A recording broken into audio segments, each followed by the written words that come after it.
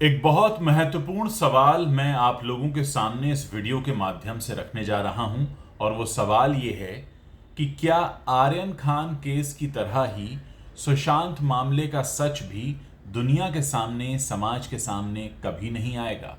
ये बात मैं इसलिए कह रहा हूं क्योंकि अगर हम आर्यन खान मामले को समझने की कोशिश करें तो क्या आपको लगता है कि इसका सच पूरी तरह से सामने आया है?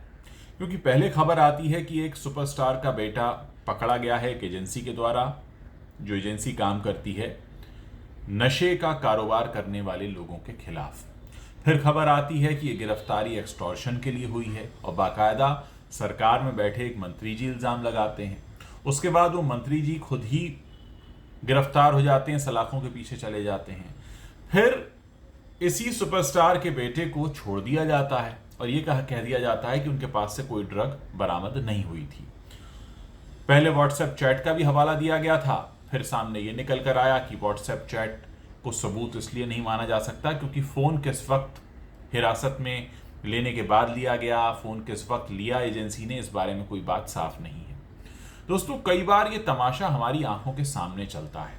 एक तरफ सरकार है, वहाँ बैठे हुए मंत्री हैं, दूसरी तरफ एजेंसीज़ हैं, एजेंसीज़ में बैठे अधिकारी हैं, फिर समाज के कुछ प्रभावशाली लोग हैं, उनके खिलाफ खबरें आती हैं, एक्शन लिया जाता है। एक्शन के बीच में जो एजेंसी ले रही है एक्शन, उसके बारे में सवाल उठने शुरू होते हैं, उस पर तरह तरह की छीटाकशी होती है। सुशांत मामले में भी यही हुआ था। सुशांत मामले को अगर आप देखें तो वो भी यही था कि पहले एक घटना हुई, घटना एक बड़े व्यक्ति से जुड़ी थी, फिर उसमें जो जांच एजेंसी थी उस पर सवाल उठे, फिर दो राजनीतिक दलों की आपस में रस्साकशी शुरू हुई, जनता तमाशा देखती रही और उसके बाद रिजल्ट कुछ नहीं आया। आर्यन खान मामले में भी यही हुआ, सुशांत मामले में भी यही हुआ। और अगर आप देखेंगे कि हमारे देश के जो बड़े केसेस होते हैं उनमें ज़्यादातर मामलों में यही होता है। एक तरफ सरकारी मशीनरी है, 2 या 3 राजनीतिक दल आ जाते हैं, कुछ राजनेता आ जाते हैं, बीच में चुनाव आ जाता है, मीडिया अलग तरह से इस पर अपनी रोटियां सेकता है, जनता सोशल मीडिया पर अपनी कुछ अलग बात कहती है और नतीजा निकलता है डबल ज़ीरो। आर्यन खान मामले में भी नतीजा कुछ नहीं निकला, सुशांत वाले मामले में भी नतीजा कुछ नहीं निकला। नतीजा निकला हम उस दिन कहेंगे जिस दिन हमें पूरा सच पता चलेगा, लेकिन जनता के सामने बड़ा गिना चुना सच रखा जाता है, बड़ा मैनिपुलेट करके चीज़ें रखी जाती हैं और कहीं ना कहीं इस देश की जनता फिर खुद को ठगा हुआ महसूस करती है। और दोस्तों, मैं आपके सामने कुछ आंकड़े रखने जा रहा हूं जिन आंकड़ों ने मुझे हैरान किया है। पिछले कुछ सालों के दौरान हमारे देश से बाहर जाने वाले लोगों की संख्या में तेज़ी से बढ़ोतरी हुई है। वो लोग जो हाई नेटवर्थ इंडिविजुअल्स की श्रेणी में आते हैं, यानी वो लोग जो बहुत सारा पैसा कमाते हैं, बहुत सारा पैसा टैक्स में देते हैं और जिनके पास असीम संभावनाएं हैं बहुत सा पैसा कमाने और टैक्स देने की, वो लोग हमारा देश छोड़कर जा रहे हैं क्योंकि कहीं ना कहीं एक इस तरह की पिक्चर हम क्रिएट कर रहे हैं कि यहाँ पर तमाशा ज़्यादा होता है और काम कम होता है।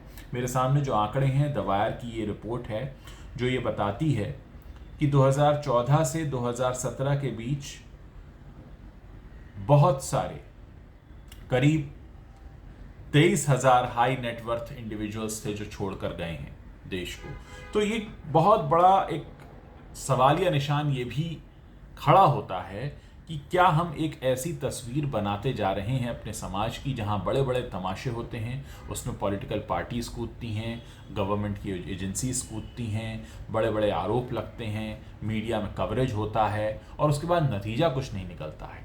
आप लोगों ने कम से कम 2 साल तक सुशांत सिंह राजपूत मामले को भी देखा होगा, 6-8 महीने से आप आर्यन खान का केस भी देख रहे हैं, लेकिन अगर कोई आपसे एक लाइन में पूछे कि इस मामले में क्या हुआ तो आपके पास एक लाइन भी बताने को नहीं होगा क्योंकि असल में कुछ निकल कर आया ही नहीं है अभी तक। जो भी हैं वो बातें हैं, खबरें हैं, अपडेट्स हैं, नतीजा, रिजल्ट ज़ीरो है। ऐसा क्यों होता है?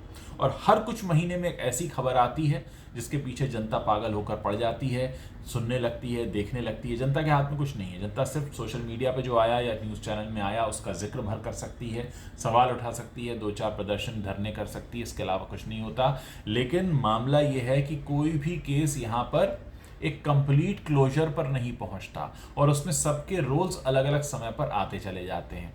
कभी सरकारी एजेंसी का रोल दिखाई देता है, कभी उसमें राजनीति दिखाई देती है, कोई अपनी राजनीति चमका लेता है, कोई चुनाव जीत लेता है, कोई अपना प्रमोशन करवा बैठता है, कोई ट्रांसफ़र करवा बैठता है, किसी को सिक्योरिटी मिल जाती है, किसी को मशहूरियत मिल जाती है, लेकिन वो केस वहीं रहता है जहाँ से शुरू हुआ था। आज ये बात मैं इसलिए कह रहा हूँ कि जून का महीना आ गया, 2 साल होने आए सुशांत सिंह राजपूत मामले को।